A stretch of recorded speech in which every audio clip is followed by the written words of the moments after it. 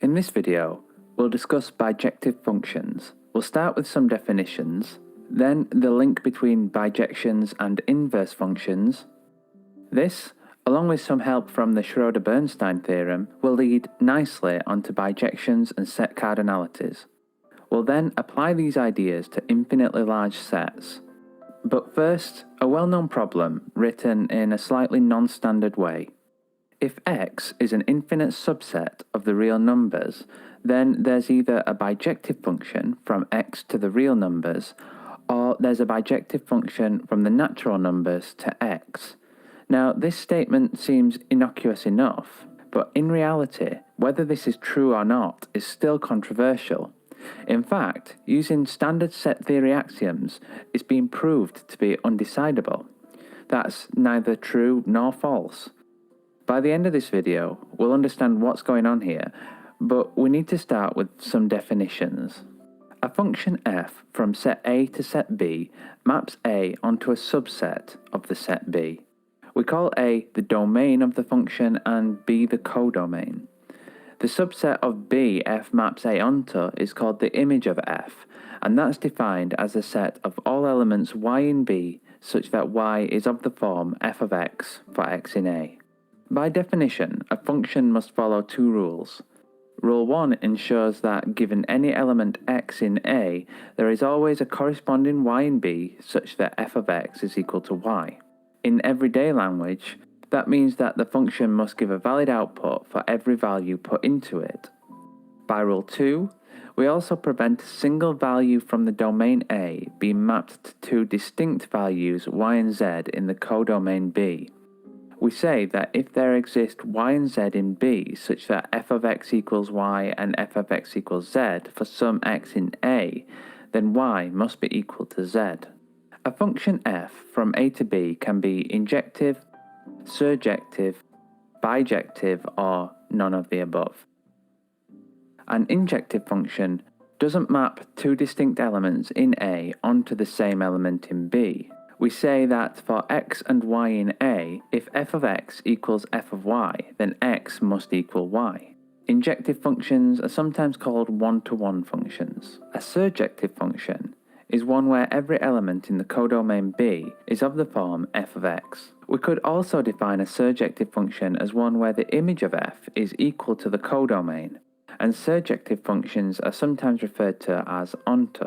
A bijective function is both injective and surjective. That is, every element in A is mapped to a unique element in B, and every element in B is of the form f of x for some element in A. The reason we care is because if a function f is bijective, then there exists an inverse function f to the minus 1, which essentially reverses the function. Given that f of x maps every element in A to an element in B, the inverse of f maps the elements in B back onto A, but specifically in such a way that all the elements f of x in B are mapped to the original x in A.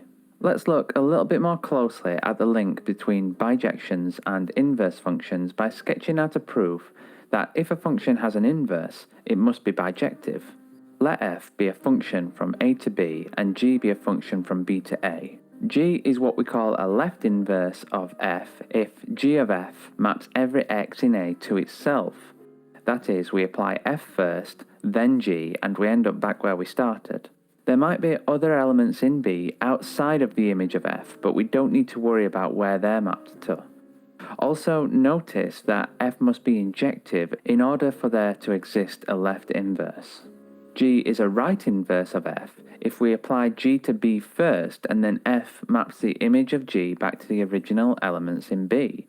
Since this applies to all elements in B, this means that f must be surjective. Finally, an inverse function, g, must be both a left and a right inverse of f. To summarize, if a function has an inverse f to the minus 1, then it must be a left inverse, and therefore it's injective, and a right inverse, and therefore it's surjective. But if it's both injective and surjective, it's therefore bijective. Interestingly, you don't need to specifically show that f is bijective. The Schroeder-Bernstein theorem says that if there exists an injective function from A to B, and there exists an injective function from B to A, then there exists a bijection from A to B. This is because in order for there to exist an injective function from A to B, then B must be at least as big as A. If there exists an injective function from B to A, then A must be at least as big as B. Therefore, the sets A and B must be the same size. I guess the next question which follows from this is, if two sets are the same size, does this mean that there's a bijection between them? We call the size of a set its cardinality. And the cardinality of a finite set is the number of elements it contains. So if we let A equals the set containing 1, 2, 3, and 4, then the cardinality of A, as indicated by these vertical lines, is 4. And if we have finite sets A and B, then of course a bijection between them means that we can essentially pair up all elements in A and B. And so the cardinalities of the two sets must be equal. But the link between bijections and cardinality is arguably more useful when we're dealing with infinite sets. By definition, the cardinalities of two sets, finite or infinite, are the same if there exists a bijection between them. For example, the set of natural numbers n has the same cardinality as a set of positive even numbers, because the function f of x equals 2 times x is a bijection between them. We can also show that the rational numbers have the same cardinality as the natural numbers by constructing a bijection between them. We line up sequences of rationals, starting with 1 over n, 2 over n, and so on, and the negative rationals on the other side. Then, spiraling outwards, taking care to avoid repeated fractions, we can go through them all one by one, and so there exists a bijection between them. However, the cardinality of the real numbers is strictly greater than that of the natural numbers. In fact, the real numbers between 0 and 1 is larger than the set of natural numbers. The following is known as Cantor's diagonalization argument. Let G be a function from n to the interval 0 to 1 in R.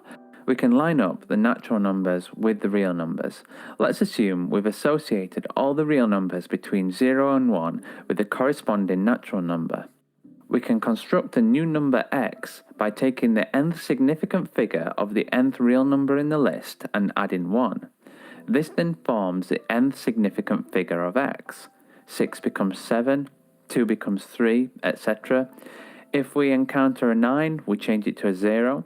Since x differs at least one decimal place from all the real numbers in the list, then we can't have found every one of them. So whatever this function g is, we found an element x in the codomain of g which isn't in the image of g, so g is injective, but it can't be surjective. Therefore, we have the cardinality of the natural numbers is the same as the rationals.